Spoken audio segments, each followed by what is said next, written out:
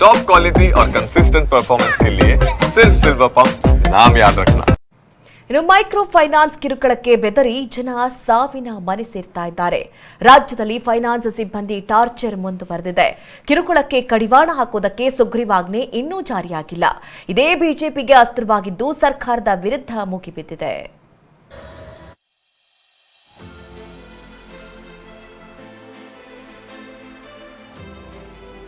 Finance ಕಂಪನಿಗಳಿಗೆಲ್ಲ ಮೂಗುದಾರ, ಜನರ ಮೇಲೆ ಮತ್ತೆ ಪ್ರಹಾರ.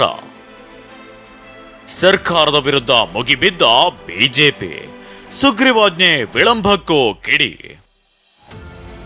ಸುಗ್ರೀವಾಜ್ಞೆ ಜಾರಿಯಾಗ್ಲಿ, ಏನೇ ಆಗ್ಲಿ ನಮ್ಮ ಕೆಲಸ ನಾವು ಮಾಡ್ತೀವಿ ಅಂತ ಫೈನಾನ್ಸ್ ಕಂಪನಿಗಳು ಹೊರಟಿದ್ದಾರೆ. ಇದೇ ಕಾರಣಕ್ಕೆ ನಿರಂತರವಾಗಿ ಸಾಲದ ಕಿರುಕುಳ ಕೇಸ್ಗಳು ಹೊರಬರ್ತಿವೆ. ಫೈನಾನ್ಸ್ ಕಂಪನಿಗಳಿಗೆ ಮೂಗುದಾರ ಹಾಕಲು ಮುಂದಾಗಿರುವ ಸರ್ಕಾರ ಸುಗ್ರೀವಾಜ್ಞೆ ಸಿದ್ಧಪಡಿಸಿ ರಾಜ್ಯಪಾಲರ ಸಹಿಗೆ ಕಳುಹಿಸಿಕೊಟ್ಟಿದೆ. ಈ ಮಧ್ಯೆ ಸರ್ಕಾರದ ನಿಲುವಿನ ಬಗ್ಗೆ ವಿಪಕ್ಷ ಬಿಜೆಪಿ ಆಕ್ರೋಶ ವ್ಯಕ್ತಪಡಿಸಿದೆ. ಬೆಳಿಗ್ಗೆಯಿಂದ ಸಂಜೆ 5 ಗಂಟೆವರೆಗೆ ಮಾತ್ರ ಹೋಗಿ ಅಂತ ಸರ್ಕಾರವೇ ಗ್ರೀನ್ ಸಿಗ್ನಲ್ ಕೊಟ್ಟಿದೆ ಅಂತ ಕಿಡಿಕಾರಿದ್ದಾರೆ. ಈ ಮೈಕ್ರೋ ಫೈನಾನ್ಸಿನ ವ್ಯೂಹಕ್ಕೆ ಈ ಬಡವರು ಸಿಲುಕಿ ಹಾಕಿಕೊಂಡಿರ್ತಕ್ಕಂಥದ್ದು ನಾವು ಗಮನಿಸ್ತಾ ಇದ್ದೇವೆ.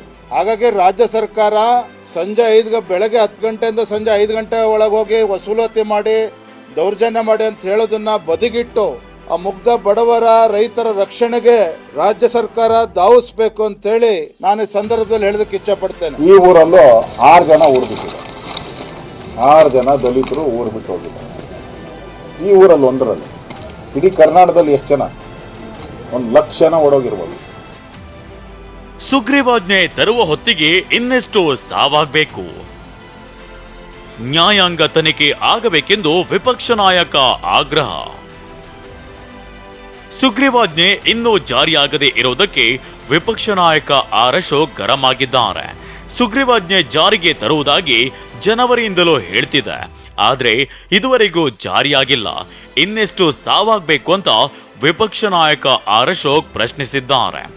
ಕರ್ನಾಟಕದ ಇತಿಹಾಸದಲ್ಲಿ ನಾವೆಂದು ಕೇಳರಿಯದ ಮೈಕ್ರೋ ಫೈನಾನ್ಸ್ ಕಿರುಕುಳದಿಂದ 30 ಜನದ ಮೇಲೆ ಸತ್ತಿರೋದು ಇವತ್ತೇ ಫಸ್ಟ್.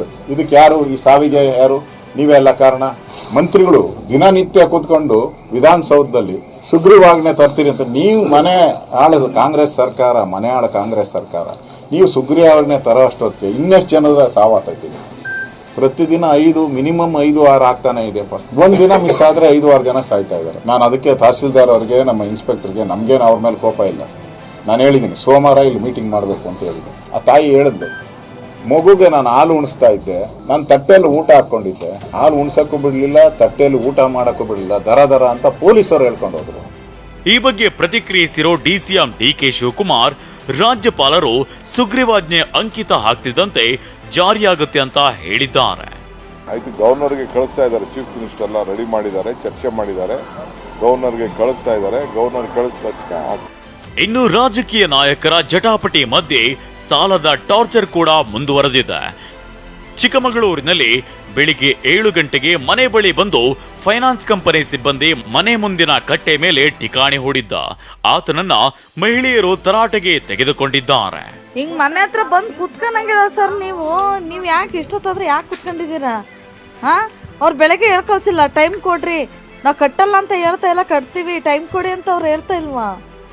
ಚಿಕ್ಕಬಳ್ಳಾಪುರದಲ್ಲಿ 10,000 ರೂಪಾಯಿ ಸಾಲ ಮಾಡಿದ್ದ ವೆಂಕಟೇಶ್ ಎಂಬ ವ್ಯಕ್ತಿಯಿಂದ ಬಡ್ಡಿ ದಂಧೆಕೋರರು 1 ಲಕ್ಷ ರೂಪಾಯಿ ವಸೂಲಿ ಮಾಡಿದ್ದಾರೆ.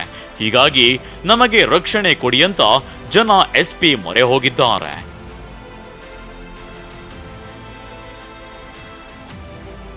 ಮತ್ತೊಂದೆಡೆ ಉತ್ತರ ಕನ್ನಡ ಜಿಲ್ಲೆಯಲ್ಲಿ ಮೀಟರ್ ಬಡ್ಡಿ ದಂಧೆಕೋರರ ಅಟ್ಟಹಾಸದ ಬಗ್ಗೆ TV9 ವರದಿ ಬೆನ್ನಲ್ಲೇ 22 ಜನರನ್ನ ಬಂಧಿಸಿದ್ದಾರೆ.